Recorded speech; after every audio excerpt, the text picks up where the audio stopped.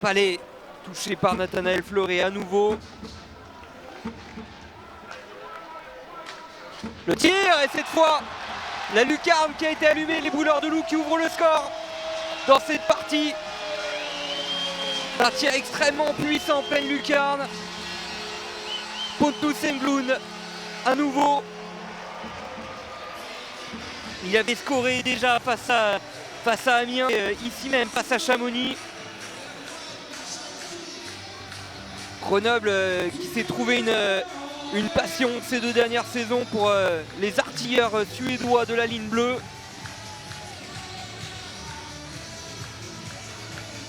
Il n'y peut rien, Nathanaël Fleuret. C'est bloqué par le gardien anglais. Simpson, un peu court. Et il va réussir à le récupérer, Simpson, son palais, à transmettre comme il faut pour le 2-0. Le premier point de Simpson avec les Grenoblois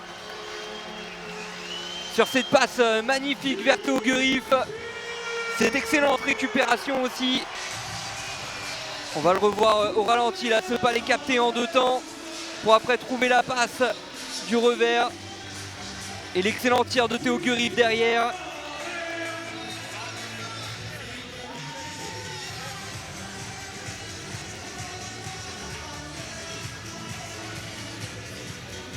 Lui aussi son compteur but en Ligue Magnus mardi d'un but exceptionnel contre les Gothiques. Palais qui tourne au niveau de la ligne bleue, ça fait 3-0. Et Nathanaël Fleuret qui commence à craquer dans cette mi-match. Il y en a eu des occasions. Et là c'est le but d'Axel Prissin. On va le revoir, ce tir à la ligne bleue. Il est masqué complètement, Nathanaël Fleuret. Le travail de Sacha De Smith devant la cage, Nathan Rioux également qui était devant lui.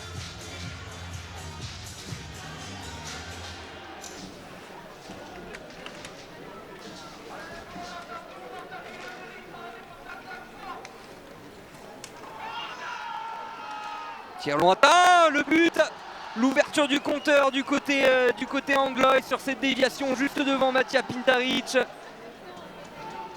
Ce tir à la bleue qui va être dévié, il me semble, par Samuel Rousseau. On verra dans les ralentis. Ce palais récupéré d'abord par Ezipov à la ligne bleue. Le tir, et oui, il me semble que c'est bien Rousseau qui va toucher ce palais. Devant le portier slovène. C'est peut-être même Alexis Biner. Non, c'est bien Samuel Rousseau. La déviation parfaite devant Hegel. Et du mouvement, c'est le maître mot dans les supériorités numériques ce soir. À la bleue, le tir lointain. Et un des premiers buts encaissés par Anglet en infériorité numérique cette année.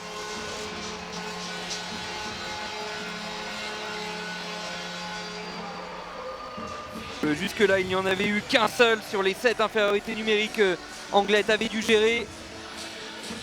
Et cette fois, ça a craqué après une vingtaine de secondes.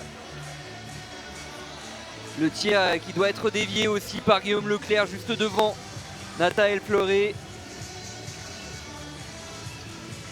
Et ça fait 4.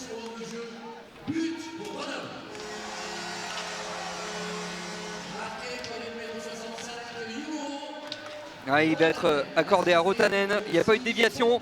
Et là, ça va faire tout de suite le but à nouveau pour les Grenoblois. Dans la même configuration que le précédent en supériorité numérique.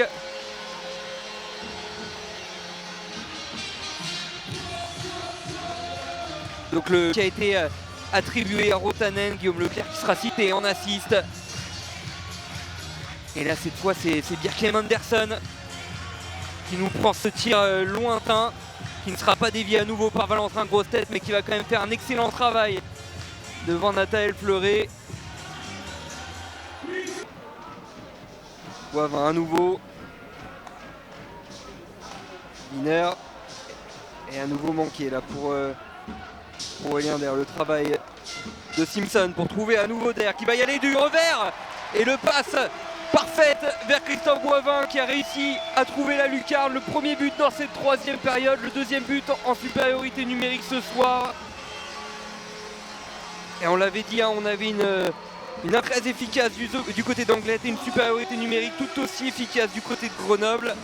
Et là c'est le powerplay qui a pris l'avantage sur le box-play. Très belle passe d'Aurélien Der vers Christophe Boivin.